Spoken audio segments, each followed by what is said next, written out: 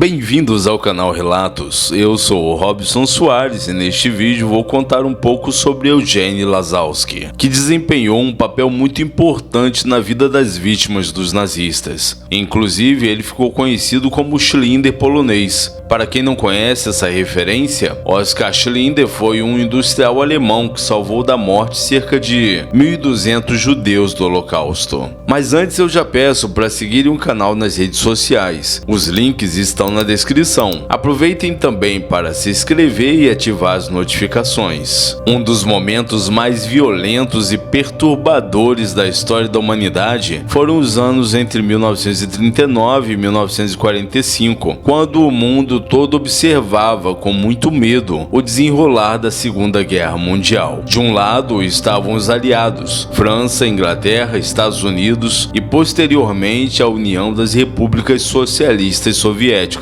E do outro lado, Alemanha, Itália e Japão, que promoveram uma grande perseguição em determinadas etnias e raças, e inclusive muito mais aos judeus por grande parte da Europa. Porém, uma falha de interpretação muito comum de hoje em dia é quando pensam que o mundo era dividido apenas nesses dois lados. Da mesma forma como se observa em qualquer conflito político, é importante notar que os civis do país ou países que estão em guerra são sempre os mais afetados e quase sempre não estão de acordo com as decisões de seus representantes políticos, tal como Hitler era o representante da Alemanha na época. Um exemplo de figura muito importante nesse período e que hoje é bastante famosa é a do industrial alemão Oskar Schindler, que durante o Holocausto, nome dado ao genocídio contra os judeus na época, salvou a vida de mais de 1.200 pessoas, empregando elas em suas fábricas de esmalte e munições. Inclusive, esta outra história sobre Oskar Schlinder é retratada no filme A Lista de Schindler, de 1993, do diretor Steven Spielberg. Mas mesmo que Schlinder tenha sido o mais famoso homem a salvar a vida de judeus, escondendo eles dos nazistas, ele não foi o único. Paralelamente, o médico polonês Eugene Lazowski também foi responsável por um feito heróico, só que utilizando de uma estratégia um pouco diferente. Eugene Lazowski nasceu em Częstochowa, uma cidade da Polônia, e seria conhecido como Schlinder polonês no futuro. Ele tinha apenas 26 anos e já era formado como médico em Varsóvia, a capital da Polônia, quando a Alemanha invadiu seu país. E na verdade, essa ação serviu como um estopim para o início da derradeira Segunda Guerra Mundial. Na época, Eugene serviu como segundo tenente do exército de seu país, mas foi capturado e preso em um campo de prisioneiros. Depois ele conseguiu escapar. De acordo com o jornal The Times of Israel, após a sua fuga ele se mudou para Rozwadów, um subúrbio de Stalowa Wola, na Polônia, onde começou a trabalhar na Cruz Vermelha polonesa. Na época, como os judeus eram perseguidos e precisavam constantemente fugir de onde estavam, por todo o país havia se formado inúmeros guetos para esse povo, e ao lado do quintal de Lazowski haviam pelo menos 400 judeus. Nos últimos meses de existência daquele gueto, Lazowski chegou a tratar judeus secretamente, além de ter fornecido suprimentos médicos. Nesse mesmo período também foi ativo no Exército da Pátria, um movimento polonês de resistência aos alemães. Porém, em julho de 1942, o gueto de Rozwadów foi completamente dizimado pelos nazistas, que mataram muitos judeus, enquanto outros foram levados aos campos de concentração para trabalho forçado. Na época em que os nazistas estavam no poder da Alemanha, um grande medo existente entre as tropas era o tifo, uma doença transmitida por piolhos que chegou a acabar com regimentos do exército. E como eles pretendiam aniquilar os judeus, atribuíam a culpa de diversas coisas a eles. A propaganda antissemita retratava essas pessoas, de maneira geral, geral como portadores de piolhos infectados com essa doença. Coincidentemente, um amigo de Eugene Lazowski, o médico Stanisław Matulewicz, descobriu na mesma época do término do gueto uma forma de fazer alguém testar positivo para tifo, mesmo que não tivesse a doença de fato. O método consistia em uma injeção de Proteus, que é o tifo epidêmico morto. Com o possível impacto da doença, quando um nazista se deparava com uma dessas pessoas, elas eram enviadas para a quarentena, exceto no caso dos judeus. Estes eram baleados no mesmo local e tinham a casa incendiada. Então, com a descoberta, Lazowski e Matulewicz começaram a tentar ajudar as vítimas que viviam próximas, injetando tifo inativo em vários aldeões poloneses e judeus. Alguns desses pacientes foram encaminhados para outras aldeias, onde testaram positivo, e já que o exército alemão pensava que todos ali se tratavam de aldeões poloneses, então foram movidos a uma zona de quarentena. Somente 2 meses depois, 12 aldeias vizinhas foram incluídas nessa zona, mantendo de forma efetiva 8.000 habitantes, inclusive judeus, a salvo. Mas o tifo injetado nas pessoas não lhes trazia mal nenhum ou de fato a doença, sendo assim inofensivo, e por isso a falta de mortes naquela região, que os nazistas acreditavam ser extremamente infestada por essa doença letal, começou a levantar suspeitas. Esse motivo fez com que a Gestapo, que era a polícia secreta nazista, ficasse alerta. Eles monitoravam e perseguiam quem pudesse oferecer risco ao regime. Então enviaram uma comissão de investigação à zona de quarentena a fim de verificar os médicos, porém Lazowski era astuto e adotou a mesma técnica que Oskar Schindler. Nas visitas, mantinha a vodka, a música e a kielbasa, que é uma linguiça polonesa, sempre fluindo no ambiente, assim distraindo os agentes da Gestapo. O plano deu parcialmente certo. Jovens médicos alemães foram até o local, coletaram amostras de sangue de alguns aldeões que deram positivo para a doença do piolho.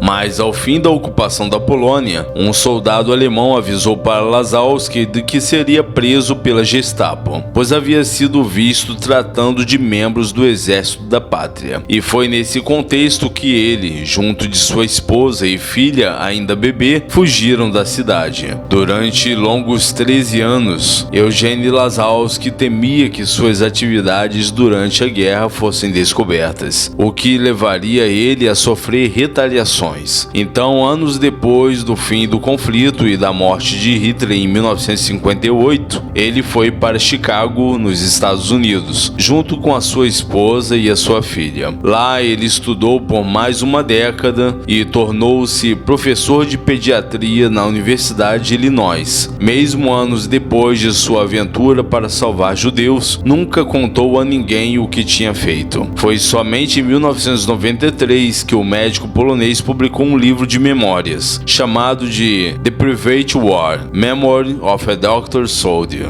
que traduzido literalmente seria A Guerra Particular, Memórias de um Médico Soldado. Este livro conta toda a sua trajetória e campanha durante a Segunda Guerra Mundial. Alguns anos antes de sua morte, que se deu em dezembro de 2006, Eugene Lazowski ainda retornou para sua terra natal a fim de filmar um documentário em Rozwadów, junto a seu amigo Matulewicz. No local foram recebidos com muita comemoração e reuniões emocionantes. Inclusive, na ocasião em que foi feita a reportagem, ele disse: "Eu não era capaz de lutar com uma arma ou uma espada, mas encontrei uma maneira de assustar os alemães." E aqui eu falei um pouco sobre Eugene Lazowski e de que maneira ele evitou a morte de milhares de pessoas, não só poloneses que eram de sua nacionalidade, mas também judeus, se tornando até mais importante do que o tão famoso Oskar Schindler. No entanto, é claro que os dois tiveram seu impacto totalmente positivo na época do Holocausto.